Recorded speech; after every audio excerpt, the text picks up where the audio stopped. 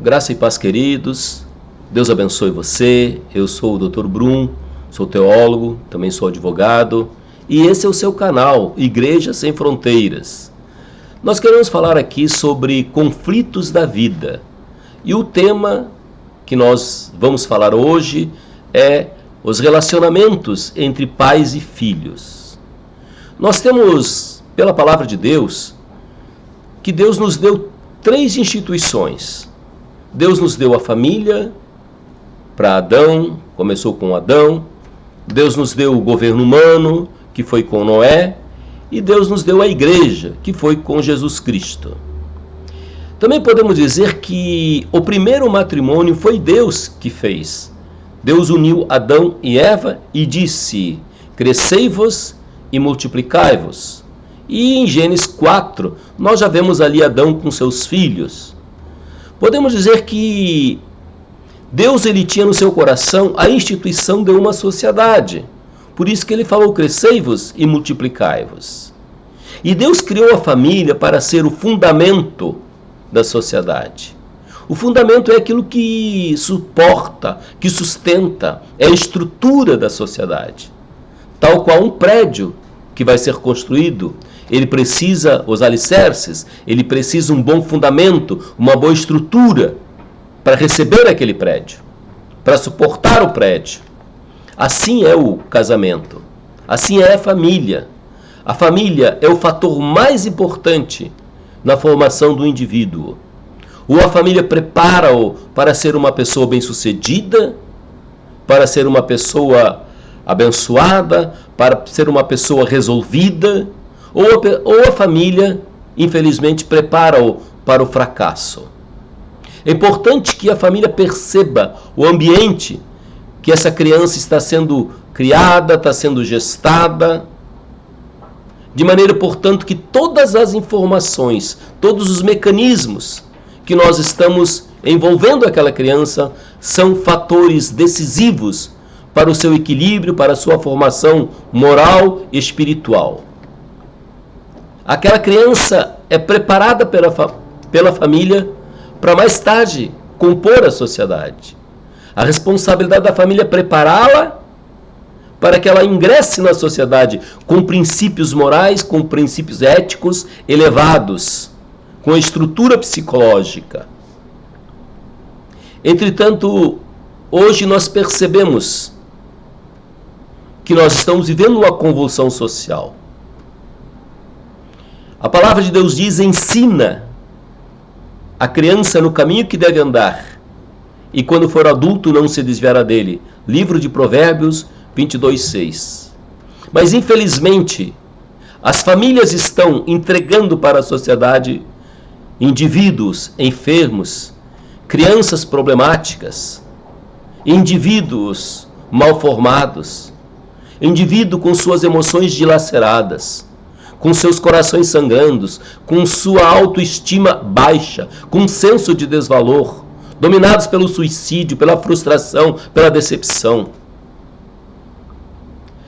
Um famoso escritor norte-americano, Alvin Toffler, ele escreveu um livro chamado A Terceira Onda, e ele disse nesse livro que o problema do mundo é o problema da família.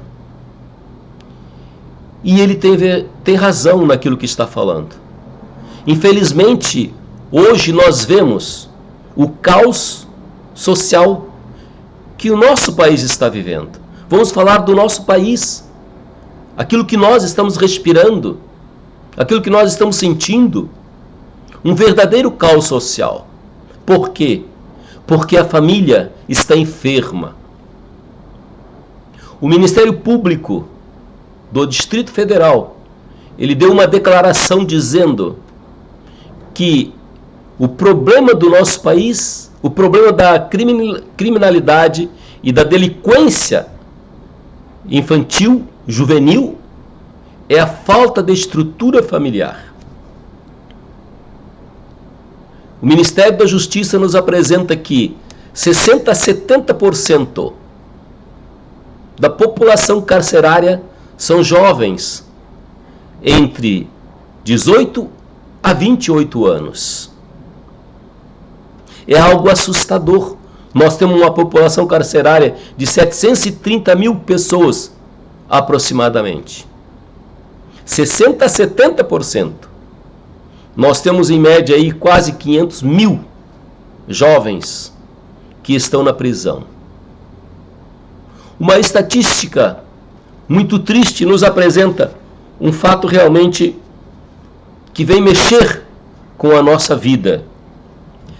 Esta estatística nos apresenta que 71% das adolescentes grávidas, elas são provenientes de lares que não têm pai. 71% dos jovens que abandonam a escola no ensino médio vêm de lares que não têm pai. 63% dos jovens que praticam suicídio vêm de lares que não têm pai. 85% dos jovens que estão presos vêm de lares que não têm pai. 85% dos jovens que têm problemas comportamentais vêm de lares que não têm pai.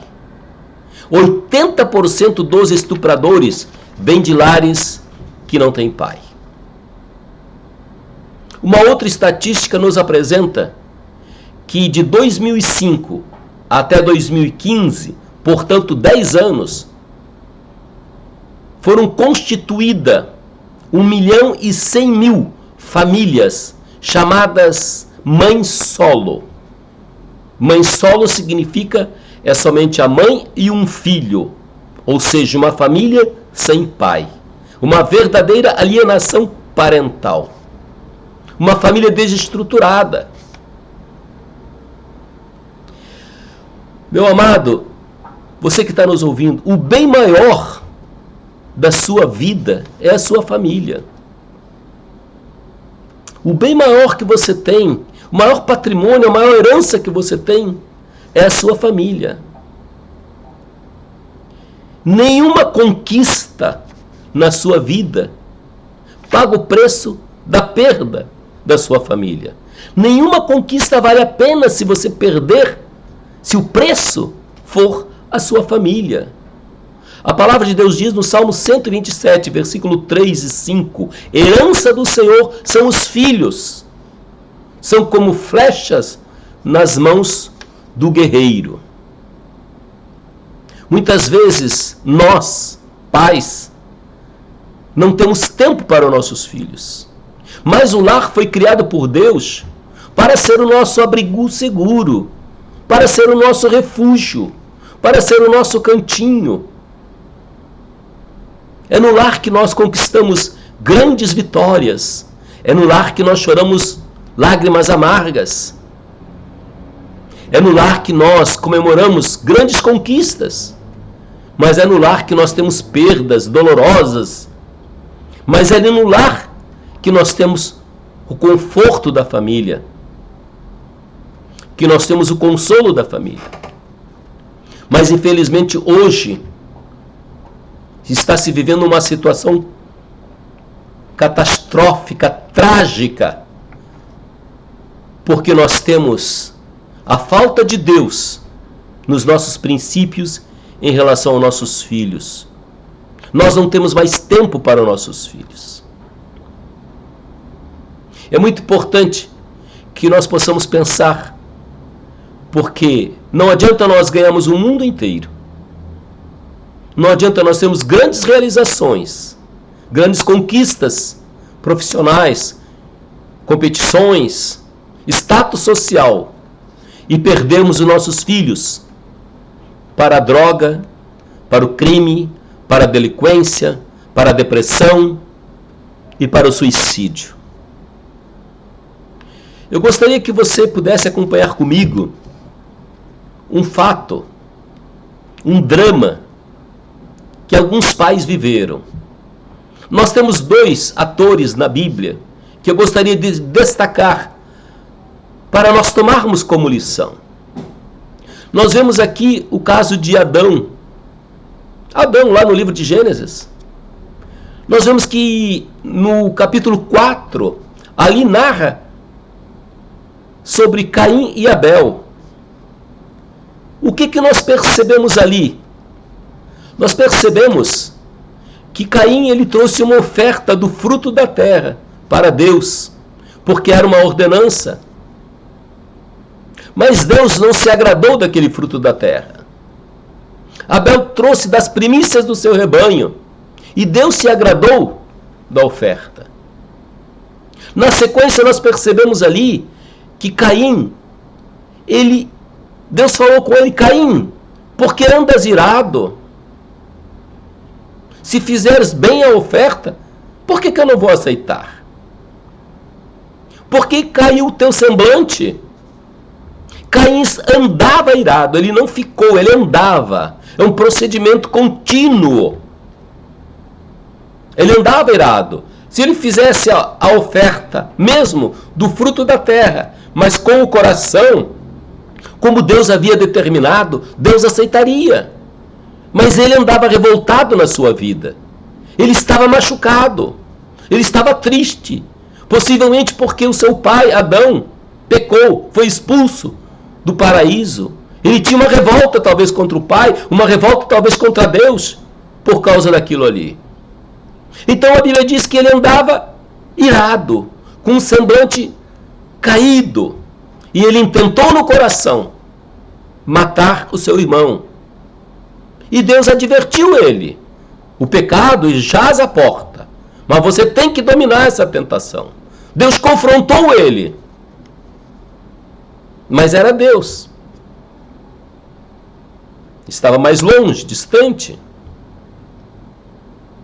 Mas a minha pergunta: onde estava Adão, o pai?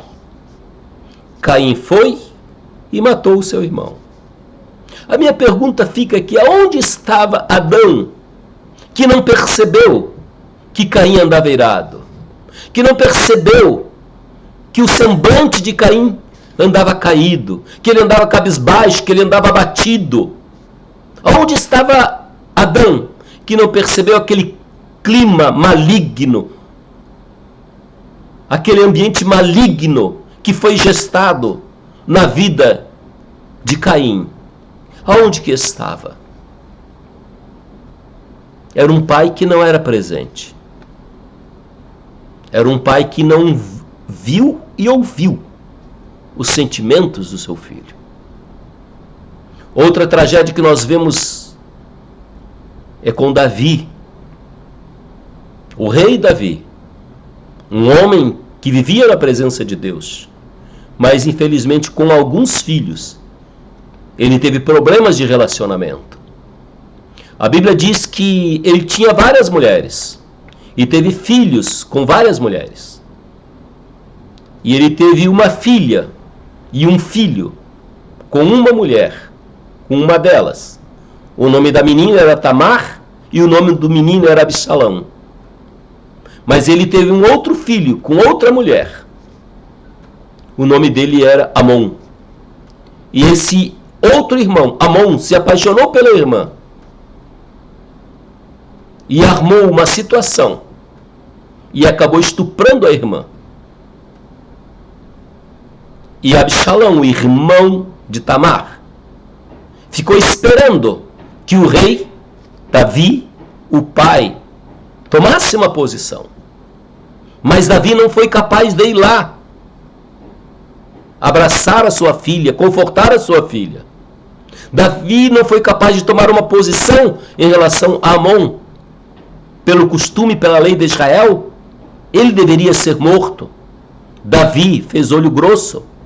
Davi nem foi chamá-lo, nem confrontou. Passaram-se 2 anos e Absalão, o irmão de Tamar, ele ficou com aquilo no coração. Seu pai não foi capaz de confrontar aquele rapaz. Então o diabo colocou a semente da vingança no coração daquele rapaz. Absalão tramou e matou o seu irmão Amon e fugiu. Davi procurou ele por ali um pouco e desistiu. Ficou 3 anos longe. Depois voltou para próximo do pai. Pouco mais de 2 quilômetros morando perto do pai. Passaram-se mais 2 anos. até que ele conseguiu ver o pai. O pai não foi procurá-lo. O pai não foi lá saber o que estava vendo, dar um conforto para o filho, ou dizer: filho, eu te perdoo. Quando Absalão chegou lá, o pai simplesmente deu um beijinho no rosto e não falou mais nada. Absalão saiu dali com raiva, irado, e fez uma revolta contra o próprio pai. E nessa revolta, ele acabou sendo morto. Aquele rapaz, ele tinha tudo na vida, ele era um príncipe. Diz a Bíblia que ele era um homem muito bonito, cabelo comprido, com pó de ouro, que era o costume da época. Era um rapaz que se destacava na sociedade pela sua beleza, pela sua riqueza. Ele tinha tudo, mas ele não tinha um pai. Ele não tinha um pai amigo, um pai presente, que pudesse ouvir o clamor da sua alma, pudesse ouvir a angústia que estava na sua alma. Quando eu estava em uma cidade, Caxias do Sul, eu abri um centro de recuperação. E ali naquele centro de recuperação, eu pegava muitos drogaditos com o meu carro, às vezes na praça, nas ruas, até mesmo pela madrugada, para auxiliar aquelas pessoas.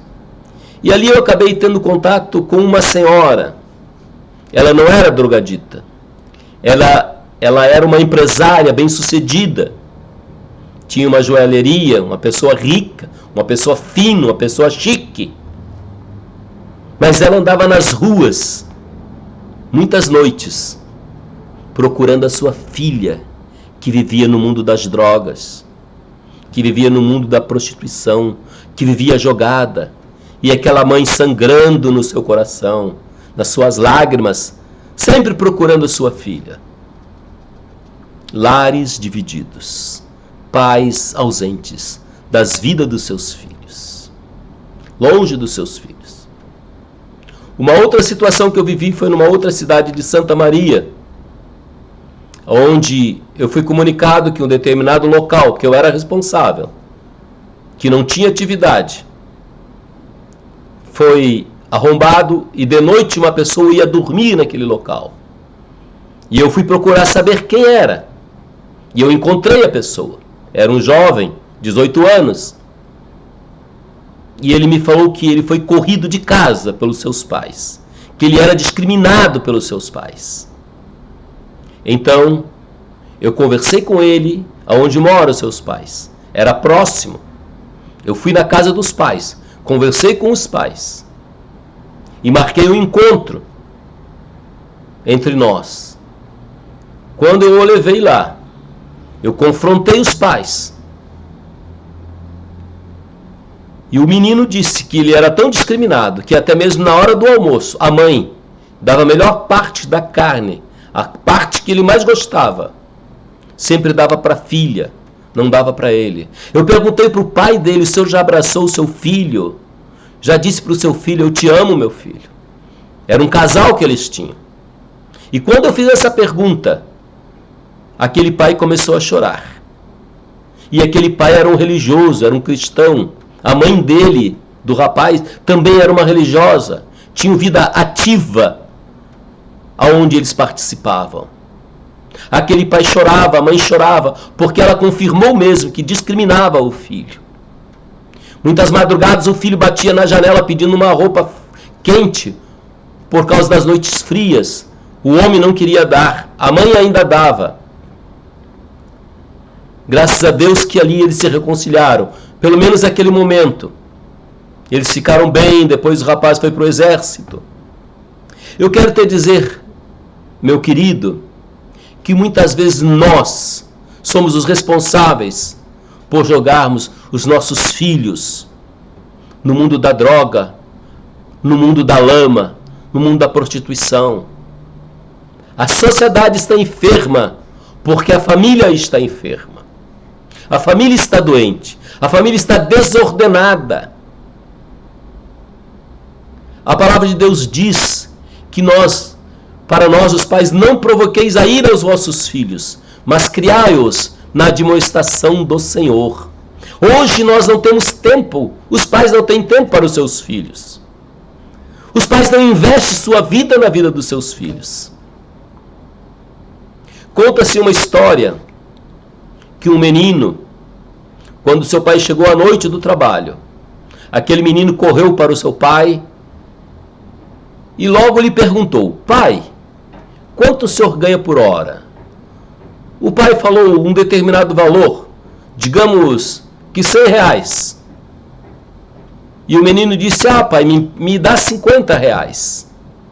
E o pai brigou com o menino, mandou-o para a cama, alegando que ele trabalhava o dia todo, cansado, e chegava em casa, a primeira coisa que pedia era dinheiro. E aquele menino baixou a cabeça, foi triste para o seu quarto. Depois o pai passou o estresse, o nervosismo, ele ficou pensando, e foi lá no quarto do menino e falou: ó, filho, eu vou te dar os R$50. Aquele menino ficou alegre, pegou aqueles R$50 e juntou com mais um dinheiro que havia na sua gaveta. E quando o pai viu aquele dinheiro, o pai já ficou nervoso. Você tem dinheiro? Por que veio me pedir? Aquele menino foi e contou o dinheiro, todos juntos. E ali somou R$100. E disse: pai, aqui tem R$100.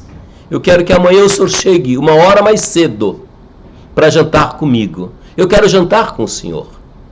Aquele pai tão atarefado, tão preocupado com o seu trabalho, não tinha tempo para o seu filho. Hoje, não se investe mais nos filhos. O teu filho não precisa tanto de presentes. O teu filho não precisa tanto de confortos. O teu filho precisa é de você. O teu filho precisa do teu abraço. O teu filho precisa é do teu carinho, sentir o teu coração batendo perto dele, junto dele. O teu filho precisa é que no momento do erro você possa olhar nos olhos, balançar pelos ombros e confrontá-lo. E dizer: filho, o pai te ama, mas isso não está certo. É isso que o filho precisa. É isso que nós pais precisamos ter, essas atitudes com os nossos filhos. Eles são valiosos, nada no mundo compensa a perda do teu filho. Você é responsável pela formação do seu filho. Conta-se que um rei muito sério, um rei muito bem sucedido, muito amado pelos seus súditos, ele só tinha um filho e estava preocupado com seu filho, porque o seu filho era inexperiente e ele já tinha uma certa idade. Brevemente ele morreria e ele queria preparar aquele jovem para herdar o seu reino. Então ele lembrou-se de um mestre muito famoso num local distante. Ele enviou seu filho, o príncipe Li, para ir para a escola daquele aquele mestre chamado Pancou. E aquele jovem foi lá para que aquele mestre o preparasse para ser o substituto do seu pai. Quando chegou lá, o mestre cuidou dele e depois falou para ele: você vai agora para a floresta e você vai ficar 1 ano lá na floresta e você vai observar todo o som que você puder, e depois de 1 ano você volta e me fala. E aquele jovem então foi para a floresta, e lá na floresta ele foi observando todos os sons possíveis, e dias foram passando, e ele foi observando tudo quanto foi possível. E passou-se 1 ano, e ele voltou para a casa do mestre, para a escola do mestre. E chegando lá, o mestre disse: pois não, príncipe. E o príncipe então passou a relatar: ó mestre, eu ouvi o som dos pássaros, eu ouvi os alvoroços dos beija-flores, eu vi o som da cachoeira, eu vi as folhas caindo das árvores. O mestre olhou para ele e disse: não, volta para a floresta e escuta mais, ouve mais. E aquele jovem ficou um pouco entristecido, mas ele queria ser o príncipe, queria ser o rei. E ele foi para a floresta e ficou lá na floresta um tempo. Passaram-se uma semana, outra semana, outra semana. E ele só ouvia o que ele já tinha ouvido antes. Até que depois de um tempo, ele ouviu um som esparso. Depois outro som, algo diferente, que ele nunca tinha ouvido. E ele foi olhando, foi ouvindo, e ele pensou, talvez esse seja o som que o mestre quer que eu ouça. E ele foi escutando mais assiduamente, e aquele som começou a aparecer cada vez mais seguido. E ele foi ouvindo, e ele passou a ficar encantado com aquele som. E ele passou a escutar pacientemente aquele som. E depois de vários dias ele escutando aquele som, ele voltou para o seu mestre e disse: mestre, eu ouvi. O que ouviste? Disse o mestre. Mestre, eu ouvi o som do sol aquecendo a terra. Eu ouvi o som da flor se abrindo. Eu ouvi o som da grama bebendo o orvalho da noite. Então o mestre disse para ele: muito bem, somente quando se ouve o inaudível, se percebe aquilo que os olhos não se percebem, somente quando se ouve com o coração, se pode ser um grande líder. Eu quero te dizer, querido amigo, querido pai, que nós precisamos aprender a ouvir o coração do nosso filho, a escutar os sentimentos, os sons dos sentimentos mudos lá no fundo da sua alma, a ouvirmos os sentimentos que estão abafados, os medos não confessados, a ouvirmos os gemidos dos gritos, das dores que estão na sua alma, aqueles gemidos que ele não fala, ouvimos aquele coração que está triste, ouvimos aquele coração que está abatido, que está sangrando. Não são somente palavras que nós devemos ouvir, não são somente as palavras verbalizadas que nós devemos ouvir, mas nós precisamos ouvir o coração. Nós precisamos ouvir a alma. Nós precisamos ouvir as emoções que estão lá dentro. Hoje é muito comum todos nós, na nossa sociedade corrida, cumprimentarmos um filho: oi filho, tudo bem? Como é que tá? Aí nós ouvimos uma resposta simplista. Tal qual no elevador, tu cumprimenta o vizinho: oi vizinho, oi, tudo bem? Tudo bem. Mas será que está tudo bem? E muitas vezes nossos filhos são assim. A nossa família é assim. É aquela resposta simplista. É uma palavra simplesmente verbalizada. Mas nós não vemos o coração, não vemos a alma, não vemos o sofrimento, não vemos a angústia. Não temos tempo para isso. A palavra de Deus fala que a vara da disciplina e as palavras da repreensão, elas abençoam as crianças. Elas dão sabedoria para as crianças. Mas o jovem jogado à sua própria sorte envergonhará a sua mãe. Provérbios 29, versículo 15. Pai, você tem algo precioso nas tuas mãos. Você tem a alma do teu filho. Você tem o coração do teu filho. Você precisa escutar o que Malaquias tem nos falado. Que João Batista viria e converteria o coração dos pais aos filhos e os corações dos filhos aos pais. Nós podemos dizer que o Espírito Santo de Deus, ele tem esta capacidade de converter o teu coração ao coração do teu filho, o coração do teu filho ao teu coração. Essa conversão é você priorizar, é você investir na vida dele, é investir não valores financeiros, monetários, mas você investir a tua vida, o teu tempo, o teu amor, o teu carinho, o teu perdão, a tua reconciliação É isto que a palavra de Deus diz. Nós só vamos ter uma sociedade sarada, curada, quando as famílias forem curadas, quando as famílias tomarem posse daquilo que está na palavra de Deus para nós, como família cristã, para nós que tememos a Deus.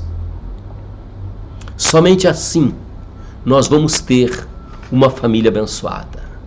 Desejo que Deus possa abençoar você, abençoar a tua casa, e que Jesus Cristo possa mudar o teu viver, que Jesus possa abençoar a tua família, porque muitas vezes nós matamos o relacionamento porque nós ouvimos somente as palavras verbalizadas, não vemos um coração sangrando, não nos aproximamos para vermos as reais necessidades do nosso filho, não conseguimos mensurar o que está passando na sua alma.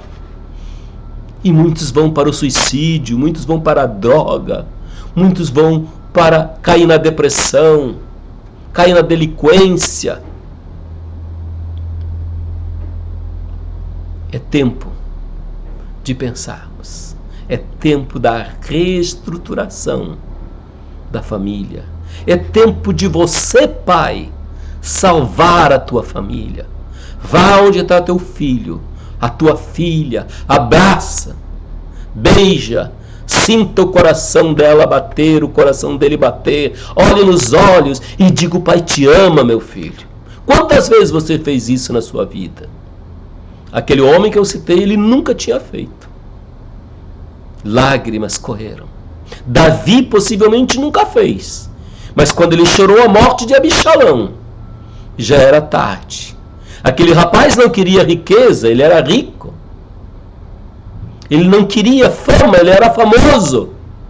Ele queria um pai. Mas quando o pai o perdeu, e que chorava e gritava: meu filho Absalão, já era tarde. Que Deus te dê a graça para que não seja tarde. Em nome de Jesus. Deus te abençoe. Em nome de Jesus. Abençoa a tua casa. Chore pelos teus filhos na presença de Deus e Deus te honrará. Amém. Que Deus te abençoe. Amém. Se você gostou desta palavra, vai lá, deixa lá o seu like, se inscreva no canal, vai lá no sininho, que nas postagens cai diretamente para você. Deus abençoe você, em nome de Jesus. Amém.